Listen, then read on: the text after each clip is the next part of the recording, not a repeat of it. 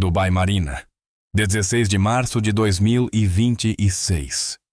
Um gestor de fortunas alemão chamado Klaus, e havia milhares de pessoas exatamente como Klaus, está na varanda de seu apartamento em um arranha-céu e observa uma espessa coluna de fumaça preta subindo da direção do aeroporto. Um drone acaba de atingir um tanque de combustível no Aeroporto Internacional de Dubai. Todos os voos estão suspensos. 300 aviões estão presos no pátio. O incêndio queimará por 15 horas. Klaus mudou-se para cá há 3 anos. Atraído pela promessa de isenção fiscal, infraestrutura de classe mundial e um estilo de vida cosmopolita e seguro. Pelo menos era o que dizia o folheto. Como resultado, seu apartamento, que valia $2 milhões esta manhã, agora vale menos da metade desse valor. Cada comprador estrangeiro tenta vender exatamente ao mesmo tempo e absolutamente ninguém está comprando. Ele não pode partir sem sofrer uma perda financeira massiva, mas não pode ficar sem arriscar a segurança de sua família. Ele está preso em uma fata morgana que acaba de evaporar. Isso não aconteceu no próximo ano ou gradualmente. Aconteceu agora. Antes de mergulharmos mais fundo, entenda que isso é história, não um conselho financeiro. Faça sua própria pesquisa. Esta não é a primeira vez que uma cidade construída sobre uma vantagem única entra em colapso quando essa vantagem desaparece. Não é nem a 5ª vez. A história mostra um padrão claro e recorrente, e esse padrão está se desenrolando em Dubai. Esse padrão tem 3 partes. Cada economia artificial que já entrou em colapso compartilhava as mesmas 3 fraquezas fundamentais. Primeiro, nenhuma produção nacional. A economia depende inteiramente do comércio, da imagem ou de uma vantagem geográfica única, em vez de realmente fabricar coisas. Segundo, um garantidor militar único. Não há capacidade de defesa independente. Terceiro, fluxos de capital dependentes da imagem. A riqueza chega devido a uma percepção de segurança ou prestígio e se inverte instantaneamente assim que essa percepção se quebra. Se um desses 3 pilares rachar, os outros 2 desmoronam um após o outro. Veneza provou isso. Cartago provou isso. Beirute provou isso. E Dubai está provando isso. Precisamos começar por Veneza, porque é aí que esta história realmente começa. Em 1082, o imperador bizantino Aleixo I concedeu a Veneza a Bula de Ouro, que previa direitos de comércio isento de impostos em 23 portos bizantinos importantes. Veneza não produzia quase nada próprio. Não possuía terras agrícolas, nem florestas, nem minas. Estava situada à beira de uma lagoa, mas controlava o gargalo vital entre o Oriente e o Ocidente e mantinha a frota mais poderosa do Mediterrâneo. Por 400 anos, esse modelo funcionou perfeitamente. Os mercadores venezianos, como as famílias Contarini, Morosini e Dandolo, tornaram-se as pessoas mais ricas da Europa. No século XV, Veneza tinha 170 mil habitantes e mais ouro circulava em seus bancos do que em qualquer outra cidade do mundo. O relato oficial era de que Veneza era eterna, a Sereníssima República, La Sereníssima, construída para a eternidade. Então 2 grandes eventos ocorreram. Em 1453, Constantinopla caiu nas mãos dos turcos otomanos. Da noite para o dia, os otomanos assumiram o controle das rotas comerciais, das quais Veneza dependia. Eles impuseram altas tarifas alfandegárias e restringiram o acesso. O gargalo que havia enriquecido Veneza pertencia agora a outra pessoa. Então, em 1498, Vasco da Gama contornou o cabo da Boa Esperança e chegou à Índia por mar. Toda a lógica da riqueza veneziana, a ideia de que era necessário passar por Veneza para chegar ao Oriente, evaporou-se. O comércio de especiarias deslocou-se para Lisboa, depois para Antuérpia, depois para Amsterdã e, finalmente, para Londres. Cada cidade estava mais longe do Mediterrâneo, e cada uma estava mais longe de Veneza. Veneza não entrou em colapso da noite para o dia. O declínio durou 300 anos, mas a trajetória foi traçada no momento em que as rotas comerciais mudaram. Esta é a parte importante para quem olha hoje a partir de Dubai. As ricas famílias patrícias viram isso primeiro. É sempre o que fazem. Os Contarini, os Morosini e os Dandolo. As famílias cujos nomes ainda figuram nos palazzi ao longo do Grande Canal não esperaram que a República anunciasse que o modelo havia acabado. Elas retiraram seu capital. Elas moveram seus investimentos do comércio marítimo para bens agrícolas na terra firme italiana. Tornaram-se uma nobreza de terras. Deixaram de ser mercadores e começaram a ser agricultores, porque a terra produz algo, e Veneza não produzia mais. As famílias que se moveram cedo preservaram sua riqueza por gerações.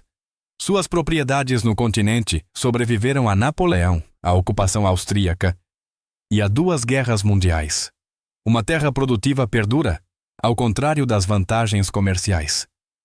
As famílias que ficaram, que acreditaram que a República era eterna e confiaram em La Serenissima, viram sua fortuna se dissipar.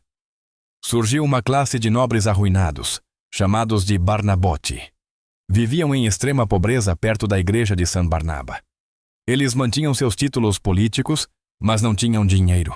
Não podiam fazer comércio porque eram nobres, e não podiam se alimentar porque o comércio havia desaparecido. Eram os aristocratas de uma economia desaparecida, monumentos vivos do custo de permanecer em uma fata morgana após ela ter se quebrado. Andrea Tron, um dos últimos homens de Estado eminentes de Veneza, disse isso muito claramente em 1784. O comércio está desmoronando definitivamente. 13 anos depois, Napoleão invadiu a cidade. A Sereníssima República dissolveu-se sem luta. 1000 anos de independência não terminaram com uma batalha, mas com um dar de ombros. Por volta de 1800, Veneza havia passado de uma das cidades mais ricas da Europa para uma das mais pobres. Os 3 pilares haviam desaparecido. Sem produção, um garantidor militar caído e um capital que fugia assim que a imagem de ser o centro do mundo se perdia. Considere agora Cartago, pois Cartago mostra o que acontece quando o colapso não é lento. Cartago era um império comercial marítimo que controlava as rotas comerciais do Mediterrâneo Ocidental, com uma população máxima de cerca de 700 mil pessoas. Sua receita vinha da tributação do comércio, que transitava pelos portos cartagineses. Embora a cidade produzisse bens de luxo, têxteis tingidos e obras em metal, sua riqueza primária vinha da intermediação. Estava situada em um gargalo e cobrava impostos. Após perder a Segunda Guerra Púnica contra Roma em 201 a.C., Cartago foi despojada de seu império, mas reconstruiu sua economia de forma tão eficiente que pagou uma indenização de guerra massiva antecipadamente. Isso preocupou Roma. Uma Cartago rica sem exército ainda era uma ameaça, porque a riqueza pode comprar exércitos. Catão, o Velho, um senador romano, terminava cada um de seus discursos no Senado com as mesmas palavras: Cartago delenda est. Cartago deve ser destruída. Ele fez isso por anos, independentemente do assunto. A última exigência de Roma foi que os cartagineses se afastassem pelo menos 10 milhas para o interior, longe do mar. Para uma economia comercial marítima, isso era uma sentença de morte. Afaste-se do porto e você não será mais uma cidade portuária. Você não será nada. Cartago escolheu lutar. Após um cerco de 3 anos, Roma forçou as muralhas na primavera de 146 a.C. A cidade foi destruída em 6 dias. 62 mil pessoas foram mortas e 50 mil sobreviventes foram vendidos como escravos. A riqueza e o capital acumulado de séculos de comércio mediterrâneo haviam desaparecido, não transferidos, não diminuídos, mas totalmente desaparecidos.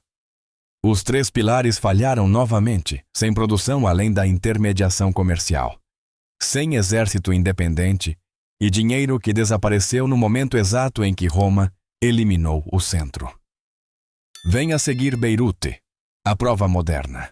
Antes de 1975, Beirute era a capital financeira e cultural do Oriente Médio Árabe. A Lei de Sigilo Bancário do Líbano de 1956 e taxas de juros favoráveis tornaram-na o principal destino para os petrodólares da região. Elizabeth Taylor e Brigitte Bardot hospedavam-se no Hotel St. George's. As pessoas comparavam a Rua Hamra à Champs-Élysées. O relato oficial dizia que Beirute era a Paris do Oriente Médio. A Guerra Civil começou em 1975 e durou 15 anos. Mais de 150 mil pessoas morreram e quase 1 milhão fugiram de um país de menos de 4 milhões de habitantes. O capital bancário deslocou-se para os estados do Golfo. A Paris do Oriente Médio tornou-se uma zona de guerra. Mas o colapso moderno foi ainda pior para os poupadores. Entre 2019 e 2024, os ativos bancários caíram de 217 bilhões de dólares para 104 bilhões de dólares. Estima-se que 82 bilhões de dólares em depósitos estejam congelados, não perdidos, não roubados, mas congelados.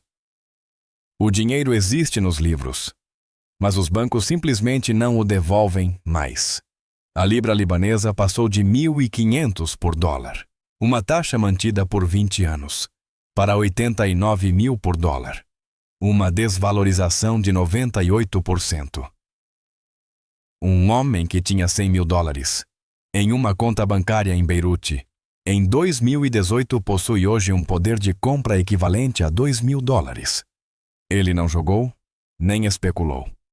Depositou suas economias em um sistema bancário que o governo dizia ser seguro e estável. O sistema engoliu as economias de sua vida e pediu que ele esperasse. Os preços dos alimentos subiram 580%. E 80% dos libaneses vivem hoje na pobreza em um país que era, há apenas uma geração, a capital financeira do mundo árabe. Depositantes armados invadiram bancos para reivindicar seu próprio dinheiro sob a mira de armas, celebrados como heróis populares. É o que acontece quando a miragem se quebra. As pessoas não aceitam em silêncio, mas quando invadem os bancos, o dinheiro já se foi. Beirute produzia pouco, seu exército estava desorganizado e seu capital fugiu no momento em que sua imagem de centro financeiro seguro foi quebrada. Vamos olhar agora para Dubai. O relato oficial afirma que Dubai se diversificou do petróleo há anos, com as atividades não petrolíferas representando mais de 99% de sua economia. Ela é apresentada como um centro comercial, uma praça financeira, um destino turístico. Como o futuro. O que o folheto não diz, no entanto, Dubai não produz muito do que o mundo realmente precisa. Sua economia se decompõe da seguinte forma. O comércio atacadista e varejista representa 23% da produção econômica. Transporte e logística, 12%. Serviços financeiros, 12%. A indústria manufatureira, apenas 7 a 9%, principalmente refino de petróleo e alumínio. O setor imobiliário, 8%, e o turismo, 4%. É um centro de serviços e reexportação. Além disso, 85 a 90% dos residentes são expatriados, pessoas que vieram pelos benefícios fiscais e que podem partir a qualquer momento. Somente em 2024, Dubai atraiu 6.700 milionários, tornando-se o principal destino mundial para a migração de milionários. Isso parece impressionante, até que se perceba o que realmente significa. A riqueza não está enraizada. Ela está de passagem, e os visitantes partem quando o hotel pega fogo. A crise de 2008 demonstrou essa fragilidade, quando os preços dos imóveis caíram de 40% a 50%. A Dubai World, braço de investimento do governo, anunciou que 26 bilhões de dólares em dívidas precisariam ser reestruturados. As transações imobiliárias mensais passaram de 3 bilhões de dólares em seu auge para 250 milhões de dólares, uma queda de 92%. Abu Dhabi salvou Dubai da falência com 20 bilhões de dólares. O preço? Eles renomearam o Burj Dubai, o edifício mais alto do mundo, como Burj Khalifa, em homenagem ao governante de Abu Dhabi. Até o nome do prédio pertencia a outra pessoa. E agora? Desde o início do conflito em 28 de fevereiro, mísseis e drones iranianos atingiram alvos no Golfo, incluindo nos Emirados Árabes Unidos. O Aeroporto Internacional de Dubai, o aeroporto mais movimentado do mundo para passageiros internacionais, foi atingido ou afetado várias vezes. Em 16 de março, um drone atingiu um tanque de combustível no aeroporto. O incêndio queimou por 15 horas e 300 voos foram interrompidos. As escolas em todos os Emirados Árabes Unidos passaram para o ensino à distância. O índice imobiliário do Dubai Financial Market desabou em 3 semanas, registrando sua pior queda mensal individual desde a criação do índice. Empresas de segurança relataram que clientes corporativos buscavam evacuar milhares de funcionários e 15 mil passageiros de cruzeiros estavam retidos em navios no Golfo Pérsico. Close, o gestor de fortunas alemão na varanda, caiu na fata morgana. Milhões de pessoas caíram. O folheto prometia segurança, sofisticação cosmopolita e um futuro. Não mencionava que o futuro dependia de o Estreito de Hormuz permanecer aberto, de os porta-aviões americanos manterem a paz e de o Irã decidir não lutar. Os 3 pilares se quebraram de uma vez. As rotas comerciais estão cortadas. O escudo militar foi superado enquanto os drones iranianos perfuram a defesa aérea. E a imagem foi aniquilada. O aeroporto queima. Existe uma cidade que se parece com Dubai por fora, mas que é construída sobre fundações totalmente diferentes, Singapura. Ela tem o mesmo tamanho, a mesma falta de recursos naturais e a mesma dependência do comércio. Singapura possui, no entanto, 21% de sua economia no setor manufatureiro, uma produção real de semicondutores, produtos farmacêuticos e combustível refinado. Ela mantém 2 fundos soberanos, cujo valor é estimado entre 200% e 300% da produção econômica nacional. Sua proporção de comércio em relação ao PIB ultrapassa 320%, o que a torna ainda mais dependente do comércio do que Dubai. No entanto, ela sobreviveu à crise asiática de 1997, a crise financeira de 2008 e a Covid. A diferença é a produção. Singapura fabrica coisas de que as pessoas precisam. Dubai oferece serviços que as pessoas desejam. A necessidade sobrevive a uma crise, o desejo não. Existe um paralelo histórico que prova isso. Quando a Liga Hanseática, a aliança comercial medieval que dominava o comércio no norte da Europa, começou a perder sua importância, 2 de suas cidades enfrentaram a mesma escolha. Lübeck, a capital da Liga, reagiu fechando-se em si mesma. Ela restringiu ainda mais o comércio, concedeu mais privilégios aos seus próprios mercadores e proibiu parcerias com estrangeiros. Lübeck protegeu o que tinha e, posteriormente, afundou na insignificância. Hamburgo seguiu o caminho oposto. Abriu o comércio a todos, acolheu os mercadores holandeses e ingleses e qualquer pessoa que quisesse fazer negócios. Hamburgo adaptou-se à nova realidade em vez de defender a antiga. E prosperou. Ela continua sendo hoje uma das maiores cidades portuárias da Europa. A escolha é sempre a mesma: proteger e morrer, ou adaptar-se e sobreviver. Veneza protegeu. Cartago lutou. Beirute quebrou e Lübeck isolou-se. Todas desapareceram ou estão enfraquecidas. Hamburgo abriu-se, Singapura produziu e elas ainda estão lá. A questão que esta história levanta não é se Dubai irá se recuperar. A questão é o que acontece com as pessoas que lá guardaram sua riqueza, em imóveis que dependem da imagem, em contas bancárias que dependem da confiança e em uma cidade que depende de um estreito controlado por seus inimigos. Os nobres venezianos que moveram seu capital para fazendas no continente no século XVI mantiveram sua riqueza por gerações. Aqueles que ficaram em Veneza e se apegaram aos investimentos marítimos viram sua fortuna se dissipar ao longo de um século.